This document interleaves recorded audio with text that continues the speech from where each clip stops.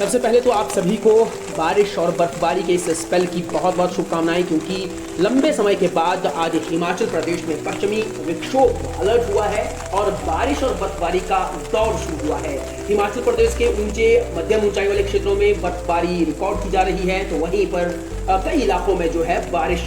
भी देखने को मिल रही है। गरज चमक के साथ बारिश हो गई है। देर रात तक आप लोगों ने देखा, रात भर आप लोगों ने देखा कि कितनी बिजली चमक रही थी, बादल गरज रहे थे, तूफान काफी ज्यादा चल रहा था। 60 से 70 किलोमीटर प्रति घंटे की रफ्तार से हम लोगों ने तूफान को रात को झेला। अब उसके बाद जो है बारिश शुरू हो चुकी है और बर्फबारी भी शुरू हो चुकी है। कुल मिलाकर हिमाचल प्रदेश में 23 जनवरी यानी कि आज से जो है भारी बारिश और बर्फबारी शुरू हो गई है, जो कि 3 महीने के सूखे को तोड़ रही है। मौसम विभाग ने ऊंचे इलाकों में ऑरेंज अलर्ट और अन्य जिलों में येलो अलर्ट जारी किया है और ये मौसम किसानों, बागवानों, चाहे पशुपालक हो, सभी के लिए ज्यादातर जो है राहत लेकर ही आया है। ऑरेंज अलर्ट वाले जिलों में कुल्लू, चंबा और लाहौल स्पीति के ऊपरी इलाकों में भारी बर्फबारी हो रही है, तो वहीं शिमला, कांगड़ा, मंडी, सोलन, सिरमौर, बिलासपुर, हमीरपुर, किन्नौर और ऊना में भारी बारिश और ओलावृष्टि और गरज चमक के साथ ठंडी हवाएं भी चल रही हैं।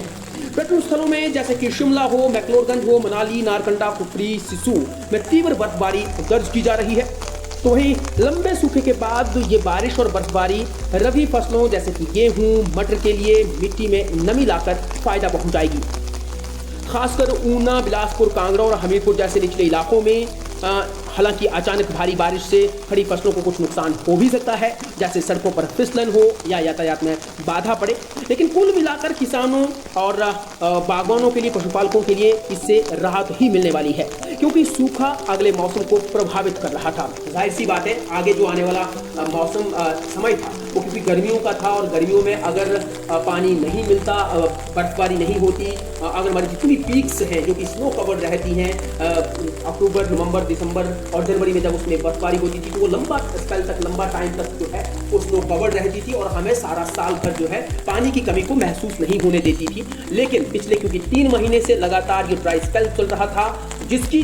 वजह से जो है हम कहीं ना कहीं सूखे जैसी स्थिति जो है पैदा हो गई थी। शुष्क मौसम की वजह से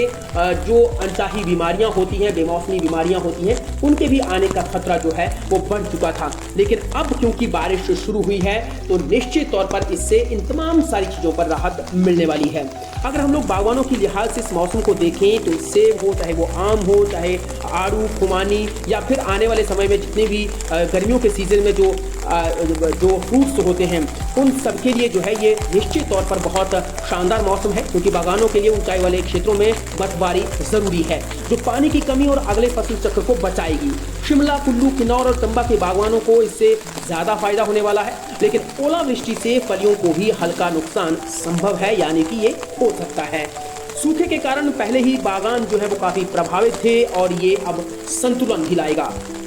ठंडी लहर से पशुओं को सर्दी, जुकाम या फ्रॉस्ट बाइट का खतरा है, इसलिए उन्हें गर्म आश्रय देने की भी सख्त जरूरत है और निश्चित तौर पर आप अपने पशुओं का भी ख्याल रखें। अपना तो ख्याल रखें ही साथ अपने पशुओं का भी ख्याल रखें और बाहर चराई सीमित ही कर दें तो ही बेहतर। हिमाचल के ग्रामीण इलाकों में पशुधन प्रभावित हो सकता है, लेकिन बारिश से चारे की मिट्टी जरूर सूखेगी। बिजली गुल होने से दूध संरक्षण प्रभावित हो सकता है और जो भी चीज़ें जो हैं वो जैसे कि आप लोग जो उनको संचित करके अपने फ्रिज में, रेफ्रिजरेटर में रखते हैं, उनको भी अब आप थोड़ा सा क्योंकि अगर बाहर रखें, क्योंकि बाहर की कूलिंग जो है आपके फ्रिज के अंदर की कूलिंग से ज़्यादा अच्छी होगी, क्योंकि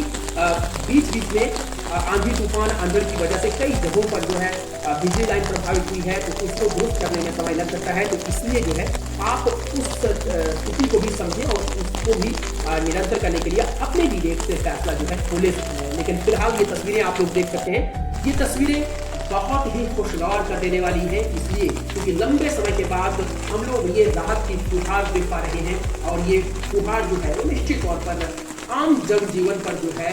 राहत लाने वाली है, हरियाली खिलने वाली है, क्योंकि आप लोग देख ही पा रहे हैं कि तस्वीरों में किस तरह से, चाहे वो पेड़ पौधे हों, चाहे हमारी खड़ी फसलें हों, रबी की जो फसलें थी, चाहे वो मटर है, चाहे वो सरसों है, हमारी तिलहन की फसलें हैं, हमारी गेहूँ है, गंदम, जौ, ये तमाम सारी चीजें जो इनके पत्ते पीले पड़ने शुरू हो गए थे, लेकिन अब इस बारिश के बाद निश्चित तौर पर इनमें हरियाली आएगी, ताजगी आएगी। शुक्रिया।